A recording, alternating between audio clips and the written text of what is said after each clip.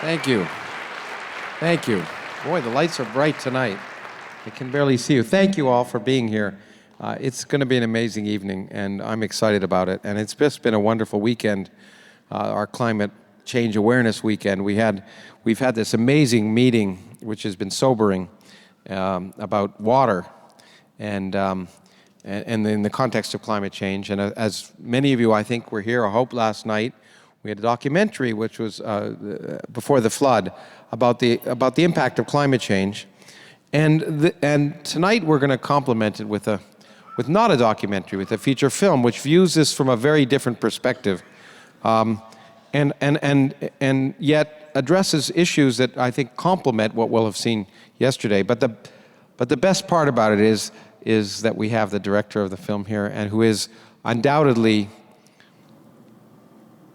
one of the greatest directors of all time, and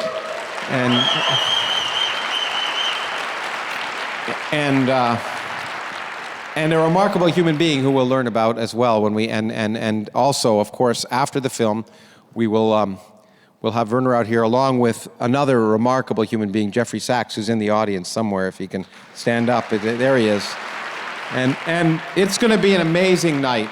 And so I forgot last night, but after the movie's over, you have question cards in your packet there. Bring them down, and during intermission, we'll choose from them.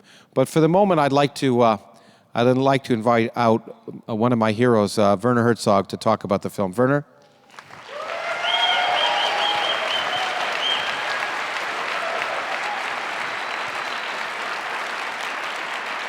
Thank you. I'm here for the second time. I was here a few years ago at a very remarkable event, and there was Cormac McCarthy, whom I adore as a writer. I think the best writer that America has at this time. And I was introduced through Lawrence Krauss to him. We have a strange prehistory, Lawrence, and I had a film at the Sundance Film Festival called Grizzly Man. And Lawrence Krauss was on one of the juries which gave its award to Grizzly Man, and we met later after the screening. And I immediately was somehow drawn to Lawrence, and I said to him, what is your profession? And he said, I'm a physicist, a cosmologist. And somehow out of the blue I said to him, but you look like a gangster, and you have this confidence and this kind, you should play a villain in one of my films. And lo and behold, you will see him in the film that you are seeing right now as a villain. And just in the previous film that I made, or one of the very preceding films, lo and behold, Reveries of the Connected World, a film on the internet. Lawrence Krauss is one of the key persons in it, and I asked him some very odd and very deep, unanswerable questions, and one of them was my so-called Clausewitz question, named after the war theoretician, Prussian war theoretician, Napoleonic Times, who famously once said, war sometimes dreams of itself. Now I expand, does the internet dream of itself? And I leave him alone with his question. And it's good to see that. And some others I ask the same question. About the film that you are seeing now, Salt and Fire, I read on the internet, and it's all over the internet, that it is an ecological thriller. It's a strange labeling. It is not. I think it's something different. I can't really describe it exactly, but it equally has to do with anamorphic art, dialogues about talking parrots who quote Ecclesiastes and all sorts of things, and two local boys who only speak Quechua and some Spanish are stranded together with the protagonist of the film in a salt desert in Bolivia. Actually, it's never named. And it is about an ecological man-made disaster, which in my film is a fictitious. It is a fictitious disaster, but it's based on a real one, and we can speak about it later. But just whatever is coming at you, you will never know what's coming next. Exactly. Okay, please enjoy it. Enjoy. We'll see you in a bit. Thank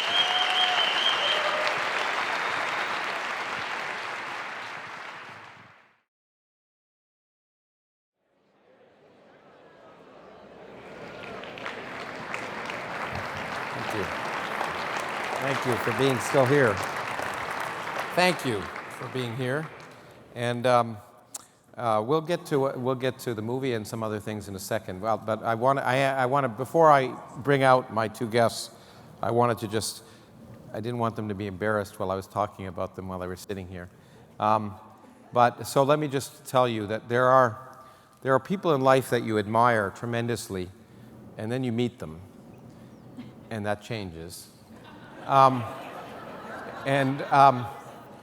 But there are people that you admire in life, and then you meet them, and you feel like your admiration was not sufficient. It makes you feel humble and inadequate. And the two gentlemen that I'm going to introduce both make me feel that way. They're both old, they're friends of mine, and they're both two of the most remarkable people I've ever known. Werner Herzog is, as I said earlier, one of the preeminent filmmakers of all time. I read two quotes which I think aptly describe him. One from Vanity Fair, which said he is the most interesting man on the planet. and one from François Truffaut, who I was very fond of as a very famous filmmaker, who said that Werner is the most important film director alive. And from François Truffaut, that is an amazing thing. Jeffrey Sachs is a profoundly important scholar and public intellectual, one of the most important economists on the planet. And in fact, the New York Times called him probably the most important economist in the world. He is one of the most well-read, most sympathetic, and most intelligent men I've ever known. So I think it'll be a wonderful discussion, and I'd like to bring them both out. Thank you. Okay.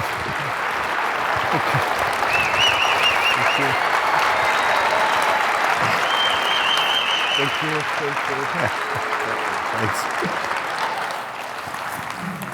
Well, it is a pleasure, but I think we have to start with the film. Let's start a little bit about you, Werner, before we get to the film. I do want to ask you one or two questions about the film that I didn't have the courage to when we were making it. He seems very nice in real life, but when he's a director, he's terrifying. I will say that I think I told you this, that I'd planned all along at some point during the filming to be sitting in the wheelchair and suddenly go. But Werner was too terrifying to even consider that. He wouldn't hit me. But you made your first film when you were 19? I was 19, yeah. Most of us know you first from Aguirre, The Wrath of God, which I saw when I was a... yes, it was a wonderful movie. And many people think it was your first film, but it wasn't. It was my 11th 11th film. But I was about the age of most of the students here. Exactly, and that's what I remember the very first time I met you, how upset I was to discover that I'd been a graduate student. I remember seeing that and Fitzcarraldo, one of the most amazing movies ever made. You can applaud with that as well, in fact.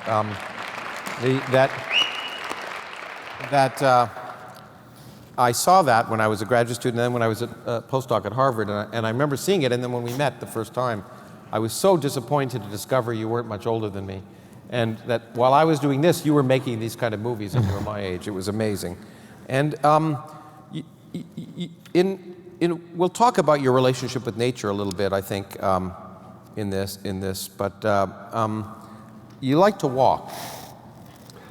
And maybe could you tell the story about just an example of for me it was very moving. One of your mentors was ill. Do you want to give that story a little? Well, I would call it traveling on foot, because I'm not somebody who would set out with a backpack and tent and sleeping bag and cooking utensils. meaning with your household on your back. When I travel, I have barely any luggage, or literally nothing. And I once traveled, and I'm lazy as everyone else, but the essential things I would do on foot. And an old lady, Lotte Eisner, was somehow critically ill, and I got a call. She was about 80 years old, and she had been some sort of a mentor of mine, also important for the young generation of emerging filmmakers in the 60s. And she had to flee from Nazi Germany, actually. She had been very vociferous against the Nazis, the rising Nazis. And in Der Stürmer, one of the most vile and debased publications in Nazi Germany, or pre-Nazi Germany, there was an article about her, the Jewish communist, whatever, and some expletives, has written another article against the Nazis. If heads roll, her head is going to roll among the first. So she fled the very day, I think, Hitler took power, and was in hiding in France, survived the war, survived everything, was very intensely engaged in the emerging Cinémathèque in Paris. And she saw what was happening with the young filmmakers, and she said publicly, for the first time, there's a new generation coming up that has legitimacy. They are doing legitimate German culture again.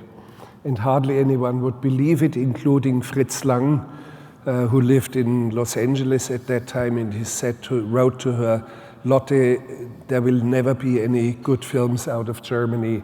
And she said, I send you a film, a print of a young man who made his first feature film, Signs of Life, and it was my film. She sent it to Fritz Lang, and Fritz Lang sent a letter back and said, Lotte, I know what you're meaning. So when she was critically ill, I knew, and a friend of mine said, come quickly, she's dying. And I pondered for a moment, what's the fastest train or flight connection? And then I decided, now I would come on foot. I would not allow her to die. It was too early. We still needed her. I still needed her. We were still too fragile. And she wouldn't die because I was coming on foot. And she must not die. There was no chance I would give her to die. But when I arrived, she didn't know that I came. And walked from Munich to Paris. From Munich to Paris at the beginning of winter, and there were snowstorms, and it was really, really a hard trek. And I walked across country, the straightest possible line I could do, wading through frozen rivers and over the Black Forest, and so it plowed my way to Paris.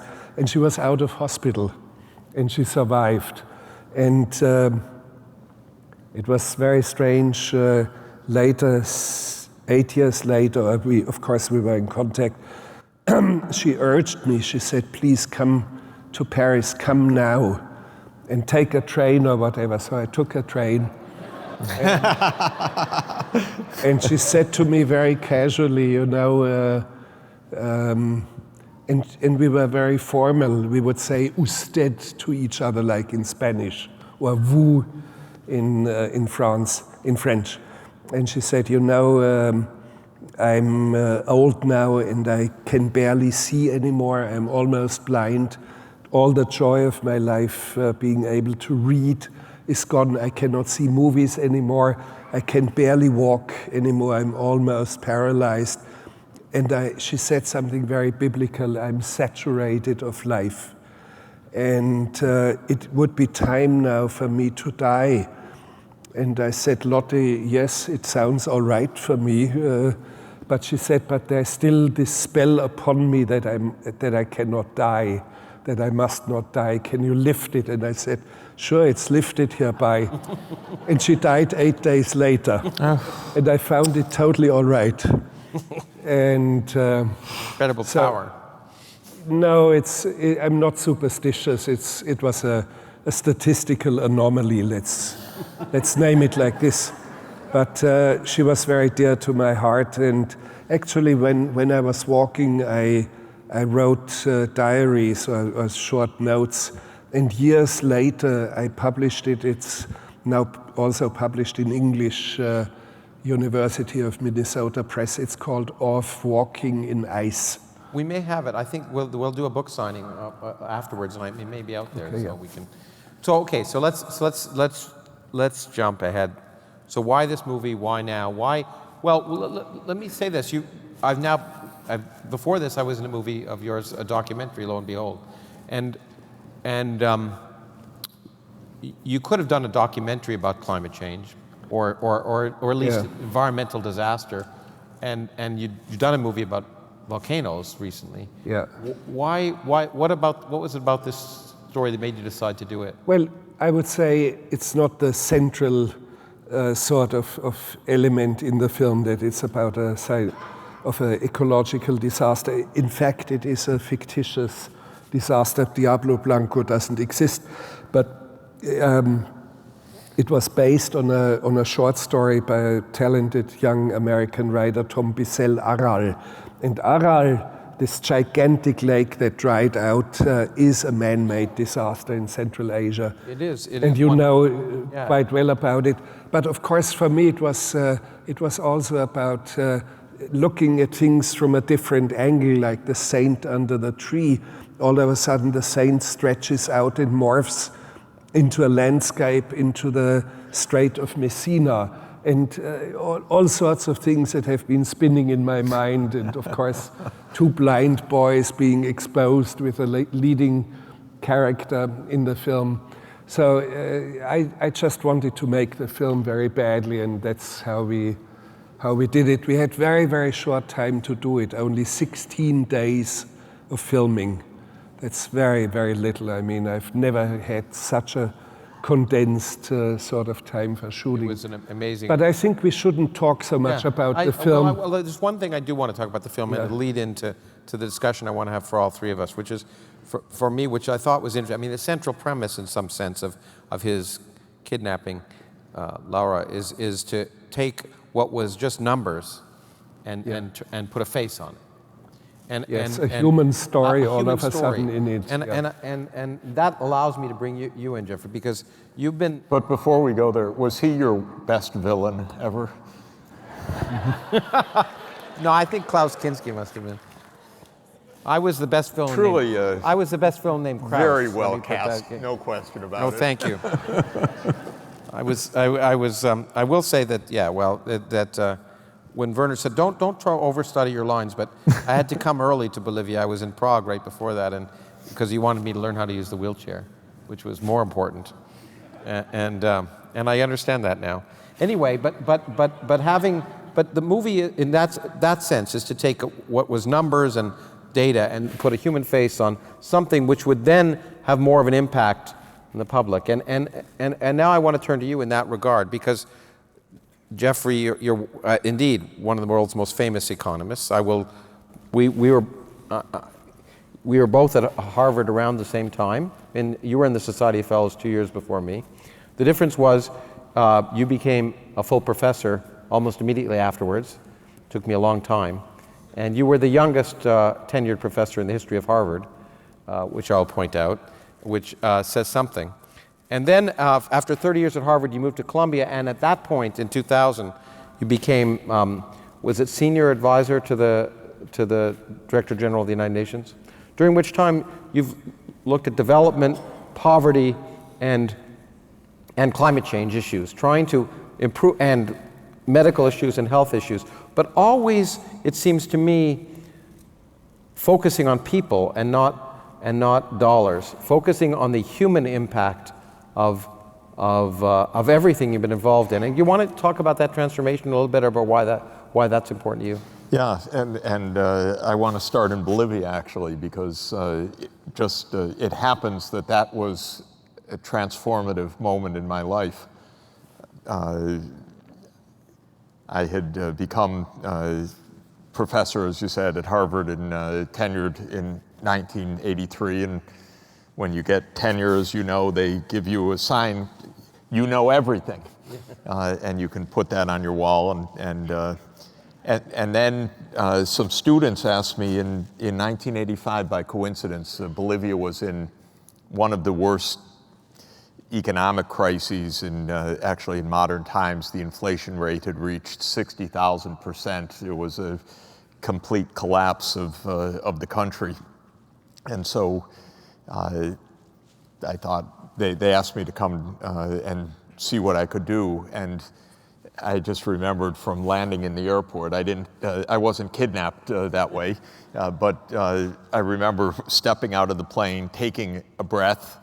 There was no oxygen. That was the first thing you notice when you land in La Paz. And then that was 32 years ago. But the most important thing for me was that I realized from that day, whatever I was trained, whatever I knew nothing about how to really, what was really happening. That was my real learning experience, was getting out of the classroom, out of the university. I knew a little bit. I was able to help them a bit on the hyperinflation, but they were able to help me a lot more, which was to keep your eyes open of what's happening in this world. And I would have no imagination, no capacity to understand, say, the Bolivian reality or anything else that I have been fortunate to see in the last 32 years of this kind of active work on the ground without being there. And what you see all over the world is a veritable tragedy. That I think is the overwhelming sad part of this. And when it comes to the kinds of environmental issues that the film is showing in this kind of oblique way. My wife, Sonia, who's here with me, and by the way, I think Aguirre, Wrath of God was probably the first movie we saw together when we came to school together 45 years ago. But we were just together in Tehran, and this is poignant for me. We were actually in an apartment and out on a balcony, and it was a completely gray, polluted day, it seemed. And then it was explained, this is the sandstorms that we're having every day, because I wasn't used to sandstorms that way. It just looked like a gray, polluted day. But Iran has dried so much, and the surface lakes have disappeared the same way that the Aral Sea has, but much smaller surface lakes that Iran depends on are disappearing. And next door in Iraq, the sand is coming across from Iraq. So what are we doing about it? You might think that the human reaction might be that we're working together to solve these problems. Of course, when we were there, we were the only Americans anywhere nearby because, we're virtually at a state of war, which is absurd with this country, because we should be working to solve these problems. Iraq, which is in absolutely desperate shape because the same complete desiccation has taken place. Our solution there is to bomb, we're fighting. There's nobody solving problems together. So that's the other side of this, that while the film is a wonderful perspective and it's not a didactic lecture, what it is pointing to and what it is telling us when there are 8 days of water left, there's a lot of reality to this, and we are blind to it. We're not paying attention. And sadly, and it's my biggest regret and my biggest surprise, I have to say, because I remember how proud I was to be an American in the mid-1980s going to help someplace. And now you try to explain our president. It's very hard, by the way, when you're traveling abroad. It's hard here, but it's very hard abroad. And I think we have a sympathetic crowd here. And what you can't explain is what, not just him, but what it is that is preventing us from understanding that we have all these shared problems, and we should be working together because it would be not only vital for our mutual survival, but also incredibly invigorating if we were actually doing things together to solve problems. It seems so simple, doesn't it? I mean, it really. Now, let me follow that up, because we've had. So you've dealt with probably through the United Nations probably 100 different heads of state, worked with them directly, and had generally the same experience as I think you were saying, which was most often a disappointing one. Maybe you could talk about Yemen. You told me a story about Yemen, which I think is particularly relevant to what we're going to talk about, which has to do with water. And I mean, we've had this meeting on water, and the movie's about water, and we'll talk about the impacts in some sense of water before we get to the questions which do relate to climate change. But maybe your story about Yemen. Yeah, it's my proud moment that I showed up in WikiLeaks in the Yemen papers, so you can check it out. But it happened because, again, Sonia, who's a public health specialist, and I went to look at the economics, she to look at the public health. We were invited by the president of Yemen in 2009 to have a look around the country to give some ideas about what to do. And it was very frightening, actually. You know, my job at this point, having seen a lot of places around the world, is to see like a quick checkup. What do you see if a patient comes in? And Yemen was in bad shape, very bad shape, because Yemen, like the other countries of the Middle East, are drying. They're experiencing global warming. Yes, it's real. Yes, it's us. Don't have any doubt. There is no doubt about that. And the famine and hunger is worsening. So it was one of those experiences that was absolutely stark. And you could see in just a week to 10 days that this was a country on the edge of catastrophe. And I gave a talk to the diplomatic community. That's what showed up in WikiLeaks several years later, because the US ambassador cabled back my, in a pretty straightforward way, by the way, cabled back my report. And I was shocked, you know, I was really stunned because I've seen a lot of crises, and this was a country just at the edge of collapse. So I went to Washington. I went to the UN, I went everywhere, and for probably a month or two, I was talking about Yemen. And you get just blank faces back in Washington. Why are you talking to me about Yemen?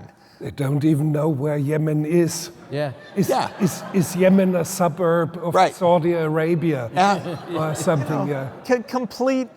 You felt a little foolish. I'm sorry to bother you, but there are a lot of people there. And this country is in crisis. Well, as in many times in my experience in the last 20 years, no reaction at all. Because Washington is brain dead, ladies and gentlemen. Completely brain dead.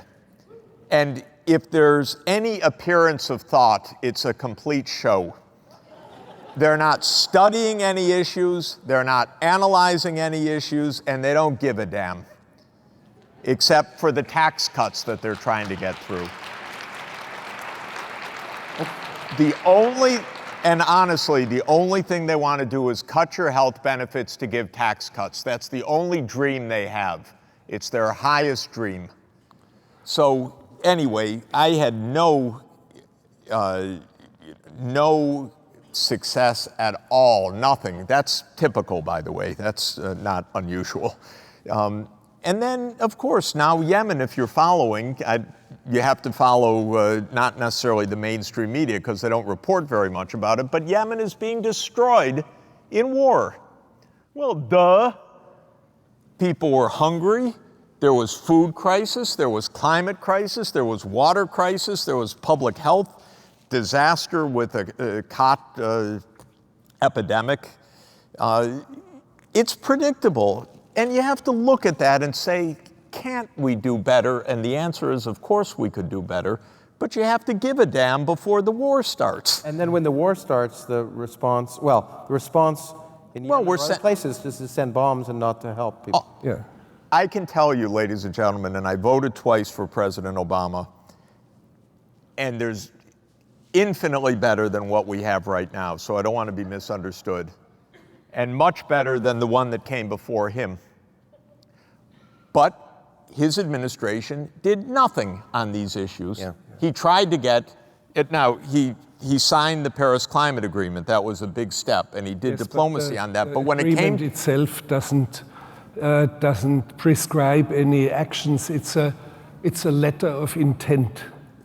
Yes, but even I'll give him credit for signing it. But the main point is, when it actually came, he gave a speech in Cairo. The only follow-up. Remember, early on, he gave a speech, and we're going to make peace with the Muslim world and so forth. In truth, the only thing that happened was he stayed in the Afghanistan war, continued in the Iraq war, launched the Libyan war with our good allies, France and UK, and sent the CIA to cooperate with Saudi Arabia to try to overthrow the Assad regime in Syria. So all we ended up, and to send drones to Yemen. And the reason that that's relevant is one thing to think about, ladies and gentlemen, on all of that is that this is ecologically one long string of desert and dryland areas where the encroachment of climate change, desiccation, desertification is one of the underlying slow motion drivers of this crisis. Let me interrupt it. I want you to come back because that's a key point that was talked about in our meeting, and I'll get to you in a second, Werner, because I knew you have some thoughts on this too. But we were talking about water, and water is going to be an issue in a lot of places because there are going to be increasing droughts, including here in the Southwest with climate change. And often one just looks at the technical aspects, sea level rise, temperature change, difficulty of life. But what isn't often talked about is the socio-political consequences, and that's what I want. Yeah. But Lawrence, I'd like to say something about, in general, from outside now. We have seen the film with Leonardo DiCaprio yesterday, and we see a lot of him going to all the crisis spots, but he's talking to the General Assembly of the United Nations. He's at the Paris signing of the Accord. He speaks to President Obama. Now he has spoken to President Trump. He has been, you're just all over the place, and nothing has happened.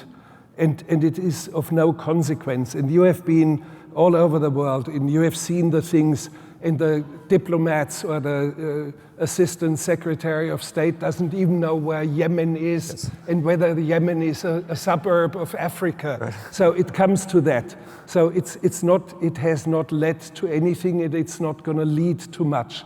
So what remains now? It's us, every single one of us.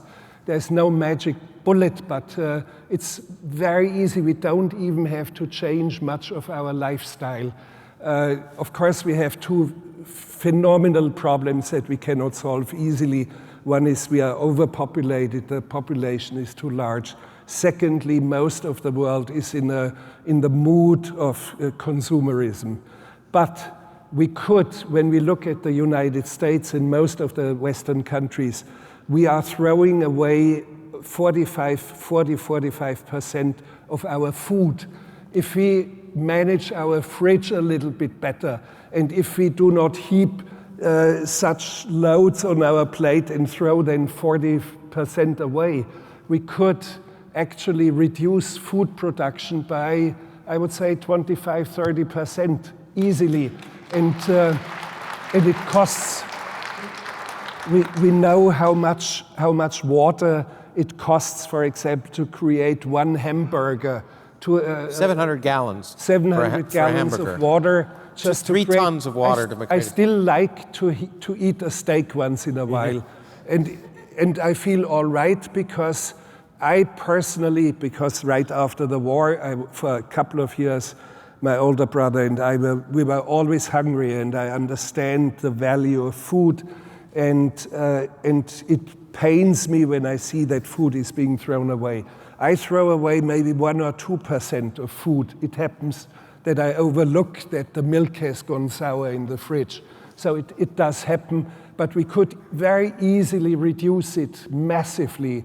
And it would, agriculture, the amount of water, the amount of transport energy, the amount of pollution, the amount of distribution systems could be drastically reduced, and nobody would even feel any change in lifestyle. When I walk out of, and it's every single one of us should start to do that, and it's so easy. Some things that I'm doing, for example, I drive only 10% in my car what I used to drive 25 years ago. Today I'm driving 3,000 miles a year, 4,000 miles. 25 years ago I was driving 40,000 miles in a year in my car, which is insane. I do a lot now, long live the internet, through written contacts. Instead of driving everywhere, I do sometimes Skype with my family only, just to see my granddaughter in Belgium for a moment. And it's very easy. I walk out of a room and without even thinking, I switch off the light. It's so easy. I think that's really important, and that came up yesterday. The question is how you feel helpless in the face of grand things like climate change. What can each individual do? And I think your point is really well. Each individual we can individually affect things if everyone changes the way they think about a few things. The part of the problem is it is hard, especially in a world in which more money is spent as we said last night, I think, by the Koch brothers to lie about the environment than is spent to support the entire. Forget about the Koch No, brothers. I know, but the point is it's hard. Forget about do something yourself. But I think it's actually I think it's a little of both, because we should understand where we are is a great illustration of it. You got a lot of solar power in the neighborhood here. Yeah, exactly. Arizona could provide enough solar energy for the whole country easily. Yeah. And that has been understood. Yes, and what is the real level, what is the real barrier to this now? It's not the technology. It's not the incremental costs. It is the resistance of the old guard. Yeah, exactly. This, I think, is really important to understand. It's not that it's going to break the bank, that it's unaffordable to move to renewable energy, to get systems responses. It's that the Koch brothers, the two of them, would not be worth $100 billion. Because that's the basic. These things affect people's perceptions. Yes, but let's out-million them. We are 7,600 million people on this planet. Yes, but we have to. And we can take action. Not all of them. For example, people who are forced because of their profession to commute. I would not advise them drive only 3,000 miles, and I would not ask a tribal. A village woman in India not to burn a few twigs and cow manure, dried cow manure. Of course it pollutes, but you see, in the area where we live, and it's a good amount of human beings, and I would include the Chinese, for example, in this. We can do a lot and forget about politics. But forget about it. But we can forget about politics, except as we saw in the movie last night, there's a difference in the fact that the media in China regularly talk about climate change and the importance of it, and people. We need and this is one of there are a bunch of questions that are relevant what we're talking about now. The question is, you're absolutely right. If people en masse act, it has an effect. But to get people en masse to act, people have to be aware of the problem. And the question is, how do you make them aware? In fact, let me just ask this question. I want to get these questions in the language of the people in the audience who ask them. So Justin asked, how can we utilize emotion to convince climate change deniers when facts are not sufficient? So do we have to use emotion? How can we get people to act? Emotions, I wouldn't trust very much into the kind of vanilla ice cream dripping sort of emotions. We just look at what we are doing and what we are, and for example, people think about in complex terms about food. I've been in a van for 2 days. There were 12 women in this van, and for 2 days there was non-stop talk about nutritional values and about I don't know what, anorexia, and there was talk about gluten-free. And after half a day, I wanted to jump out of the car. But what I'm trying to say, there's a huge awareness, and a huge awareness, demonization of certain things, demonization of fat. When you buy salt, the first thing in nutritional value says total content of fat, 0. And you buy a bottle of water, of regular water in the supermarket, the first thing that shows up, total content of fat, 0.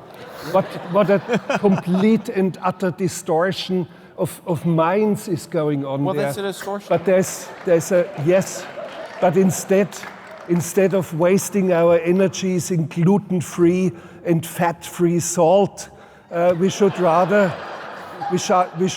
look into our fridge. Is the salad rotting away? Yeah. Okay. Okay. And should we eat it quickly? But let me. Absolutely, I agree we should. But let me suggest that the story that Jeffrey might tell, and I want him to continue what he's talking about Syria in particular.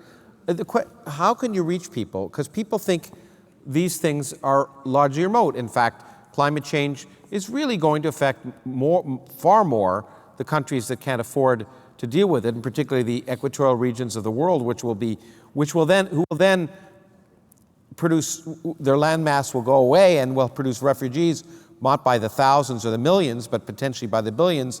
And we're now seeing a global problem.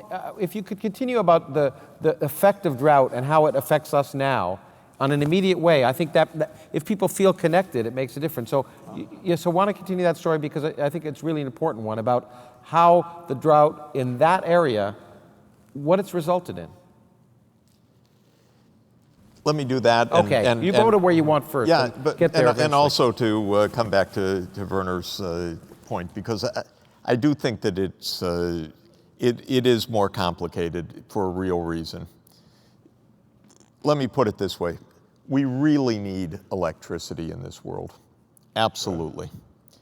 And I know firsthand from a way that I wouldn't have 20 years ago, and that's from working quite a bit now in the last 20 years in places that have no electricity. Bottom line, the kids die. You know, without electricity, you don't have pumped water, you don't have even any safe storage of food, you don't have, of course, basic communications. Kids can't study at night, you can't run basic machinery, people live in extreme poverty. So we're 7.5 billion people. This is a complicated reality. And everybody wants electricity now. By the way, everybody does have a cell phone now. This is true. I don't but they don't all have electricity. Sorry, I don't have a cell phone. Pardon me? I do not have a cell phone. Everybody but one has a cell phone. And some people have two. That's why it's the most interesting man on the planet. But actually, of course, you made a wonderful movie about that and also showed some people who can't be anywhere close to cell phones. Maybe that's true for all of us. But the fact is that the world's needs for transport, for energy, for material transformation, those are real. And when you multiply any of that, even with a more frugal lifestyle and a less waste, which is absolutely right, we have a systems problem also. We have to change from burning coal to using solar power. We have to. We absolutely have to change from a dependence on internal combustion engines and petroleum and our fracking to electric vehicles or to some, even if we're using fewer vehicles, just 7.5 billion people and people moving, we need systemic change. And so I think it's both the behavioral and the system level. And I do want to emphasize the system level because there's one big misunderstanding about it, and then there is a truth about it, which is good to know and good to understand. And the misunderstanding about it is we can't do it. It would create disaster. It would create mass unemployment. I don't know, ladies and gentlemen, how many times we've heard from Mr. Trump about how he's going to save all these wonderful coal mining jobs, which are, by the way, not wonderful jobs. And not many. And the question is, how many? You know, we have 150 million people in the labor force. The number of coal miners, quote, that he's saving are 20,000. Because it's all mechanized. Yeah. And we don't even have that industry anymore. It's bullshit, sorry. What we have is Peabody coal. That's different.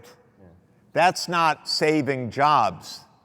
We have a lot more jobs in installing solar photovoltaics, believe me, in creating an economy that is sustainable. So the issue is not the systems transformation. That's what I want to say. It's not the difficulty of doing it. It's not the costs of doing it. It's why we really do have to pay attention to the Koch brothers. And the reason is there are just two of them. And they're really nasty. And they've made an incredible mess of this country. Because, by the way, I don't know if anyone here has $100 billion, but if you do, you can buy the whole Congress. And they only bought half of it. They bought the Republican Party. That's how it worked. They spent, as we pointed out, they spent $900 million in the last election. And I talked to these people, the congressmen. I'll give you good news and bad news. The good news is they are not as stupid as they look. Yeah. The bad news is that they're a lot more corrupt. They're on the take. They are doing the bidding of their biggest buyers.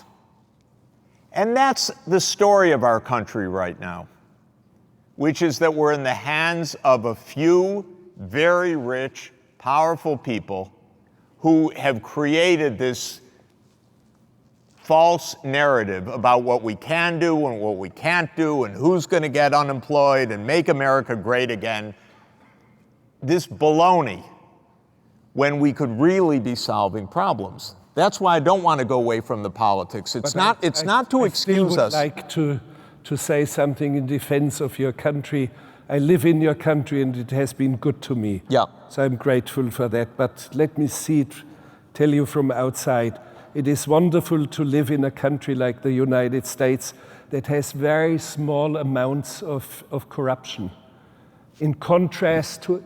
Let me introduce you to some people. I can...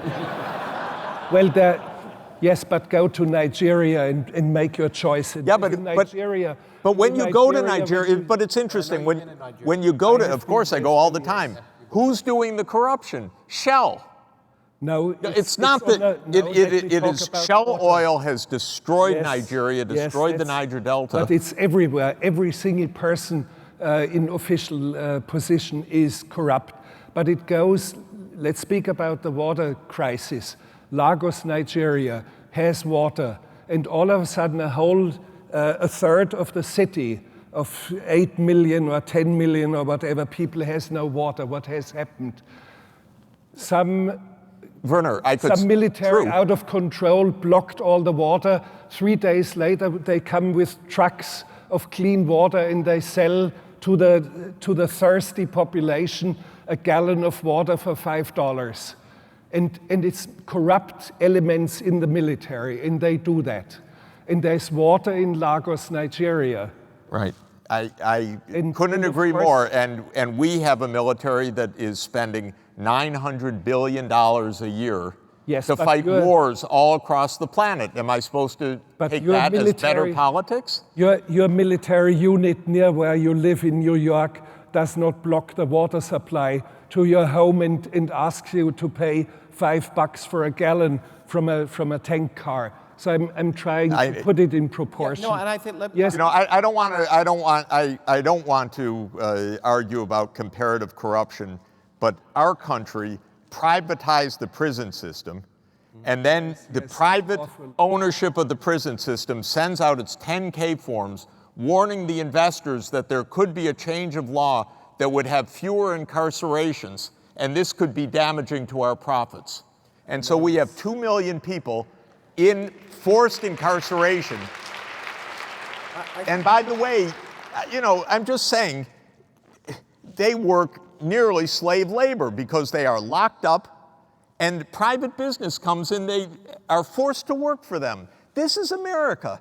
So yes, I often say that there's corruption everywhere, not only in Washington, but we should understand how much we have wrecked what we have right now. Sure. That's my problem. The real big thing is we have seen in the last century the great sort of. But this is interesting that Werner Herzog's defending America, and I'm. Yes, because no, and I think it's appropriate. Yes, because I hoping I this see might it, happen. Actually. I see it in contrast to countries where I have worked and that I have seen myself.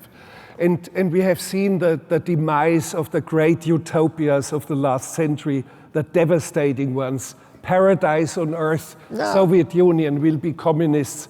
It brought so much disaster upon everyone. The Nazis, we will create a master race of such purity that there will be paradise on this planet. So thanks God, all this is wiped out. And what we have learned now is it's maintenance. It's maintenance, stupid, that counts so much. It's not the lofty ideas. It's good maintenance. If you lose your driver's license, in a week you have a new one. If you are in Greece, and I'm speaking of a Western country, and you want to have a phone line registered, it takes you 2.5 years to get a phone line, and you have to bribe 15 people en route. So, and there's a difference I see. There's a difference, and let me try and bridge the gap.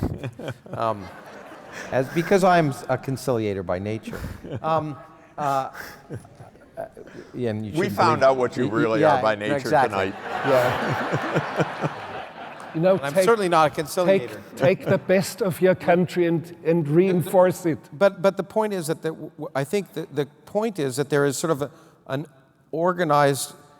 There's individual corruption, and then there's kind of organized corruption. And in a sense, I guess I would say that taking the situation in Syria, which resulted in part, not in whole, but in part from drought and climate conditions that forced people to move to the cities, and then through a series of political machinations, eventually suffer tremendously, and then to create, then to deal with that, instead of early on by providing the kind of support necessary, to deal with that by providing weapons and bombs, and then to say that the future, the way we need to help Syria is, and the rest of the world, as the Trump administration is doing, is to stop providing education and health and contraception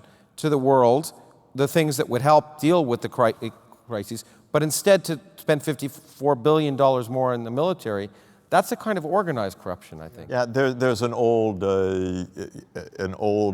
English nursery rhyme, which I think is very instructive, which says that the law locks up the man and woman who steals the goose from off the common, but lets the greater villain loose who steals the common from the goose.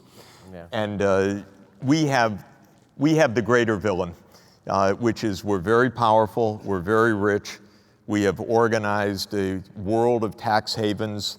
The Caribbean hosts $5 trillion tax-free money under U.S. organization. A lot of it is our biggest companies, and a lot of it is the biggest crooks in the world, because that's part of the system. The U.S. protects the oil industry in this country, protects the coal industry, doesn't care about the implications for climate change in the rest of the world, because that's organized corruption. Our Supreme Court's very clever. It said it's not corrupt, it's free speech. The companies can give anything they want to the campaigns. That's free speech. We just redefine the terms. And so this is a systemic problem. I'm not meaning to say all is horrible, but what I am saying is that when you're rich and powerful, you have a bigger responsibility. Yeah, and we're absolutely not fulfilling that.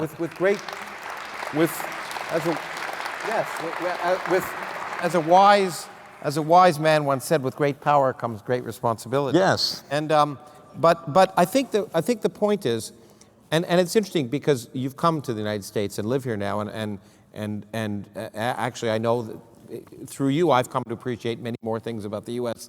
than I did before. But I think it's necessary to for people to speak out, because I think most Americans, when they're presented with the information, if the information could get out, if they get aware of it, they want to act correctly, but most are not curious enough for new information. So we have to figure out ways to get that information out, and I think that it's necessary when the country presents itself as always altruistic, always acting in the interest of the world, always responding in foreign policy to take care of others, which is a fiction.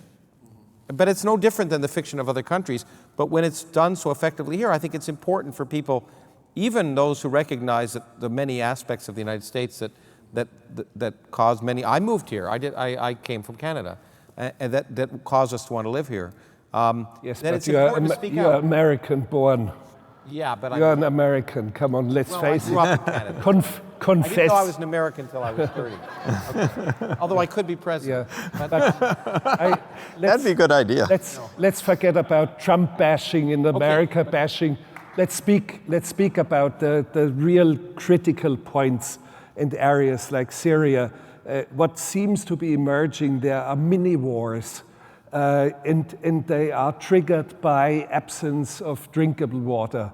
Yeah. And small fractions who ideologically name themselves ISIS or Nusra Front or God knows what, they are fighting a lot of very opaque, strange mini-wars. Same thing is happening now in northern Nigeria, Chad region, because Lake Chad is drying out like Lake Aral.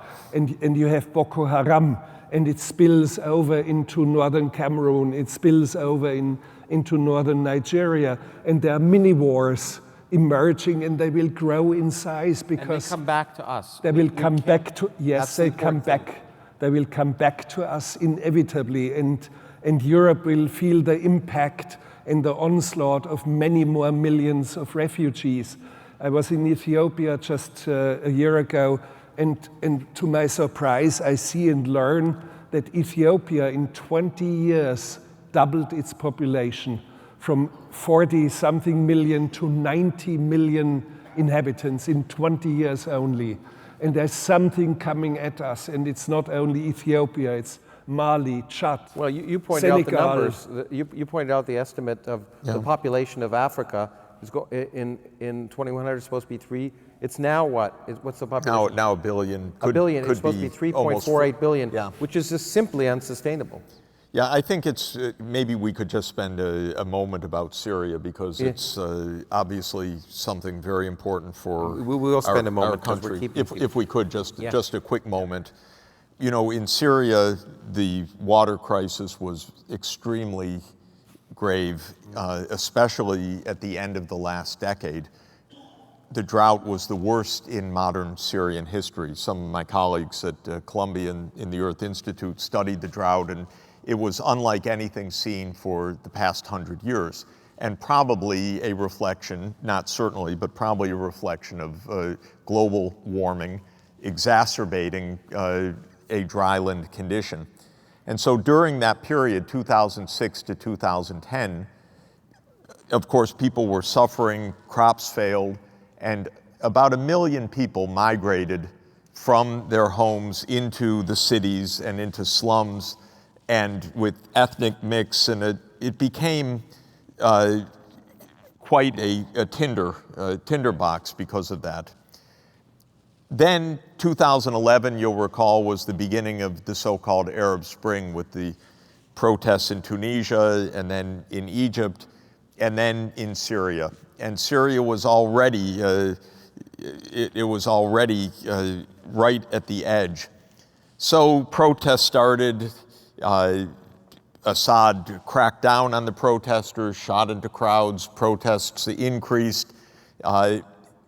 Then a decision was taken, and this is not well understood, and this is where America goes very wrong, in my opinion.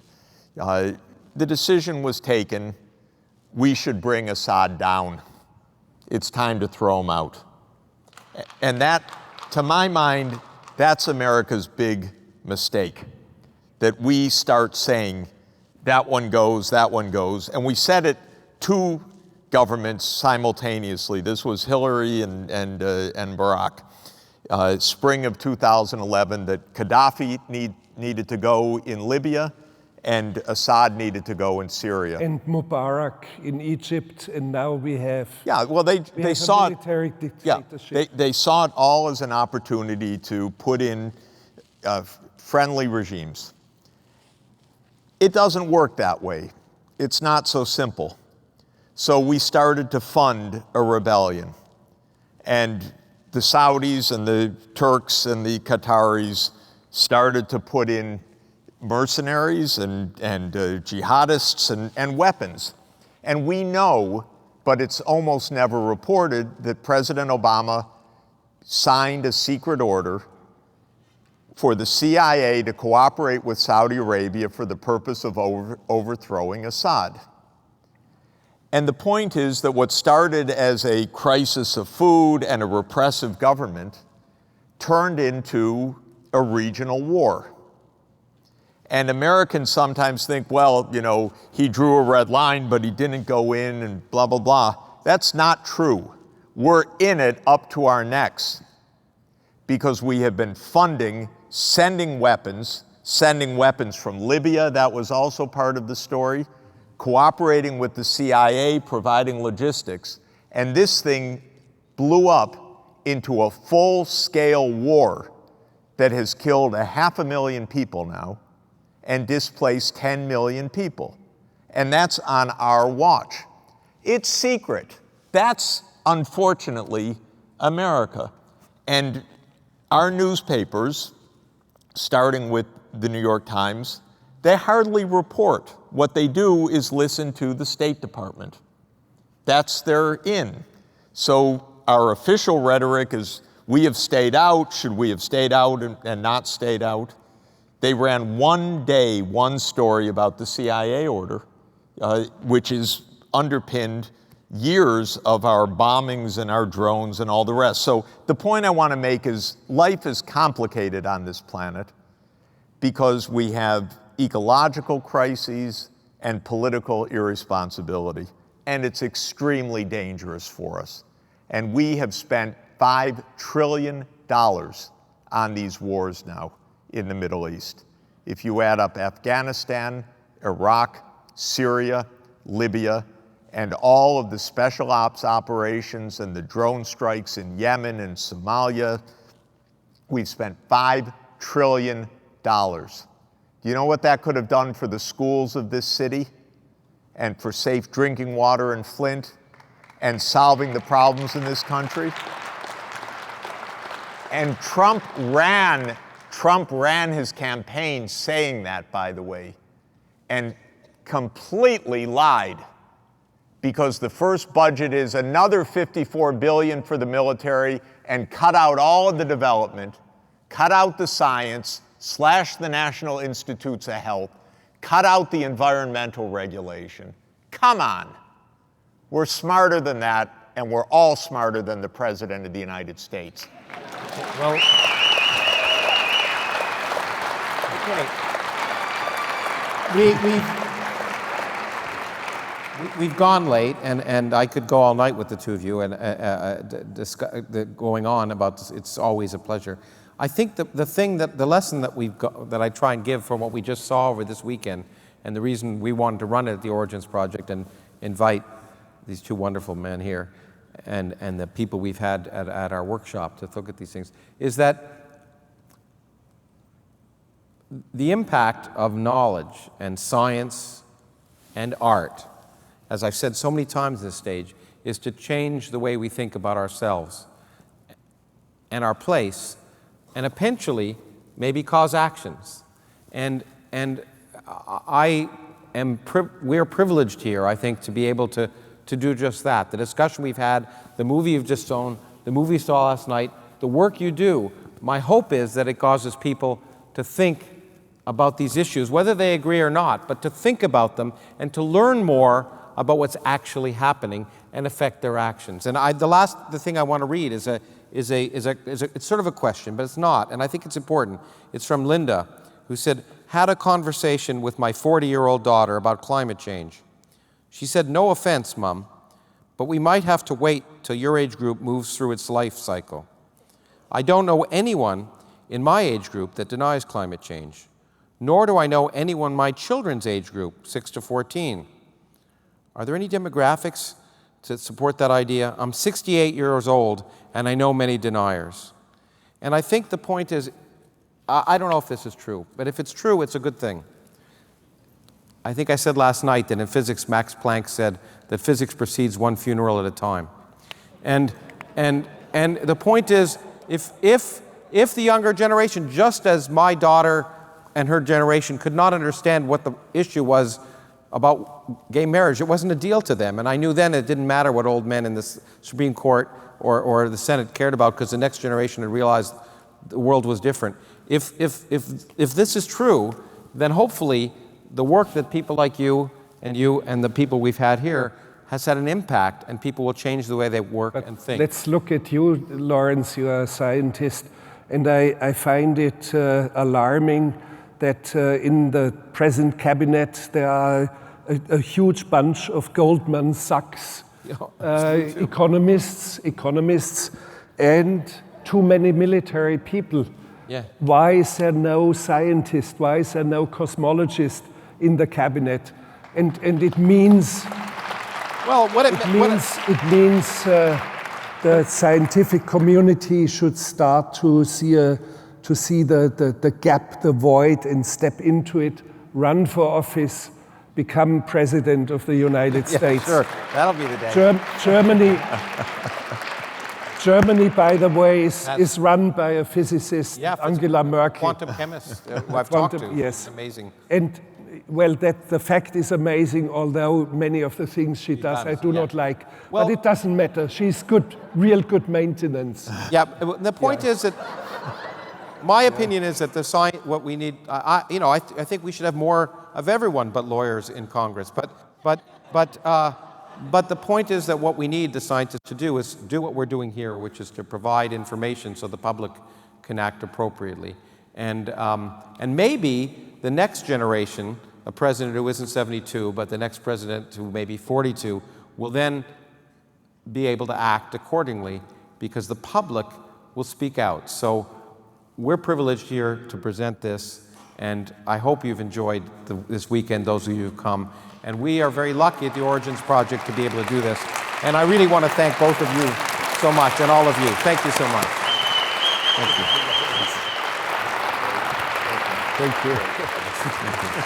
Thank you very Sorry much. that I defended America. No, it was good. It was good. It was good. It was good. Take care. It was perfect. Thank you again. We'll see you again. Thank you.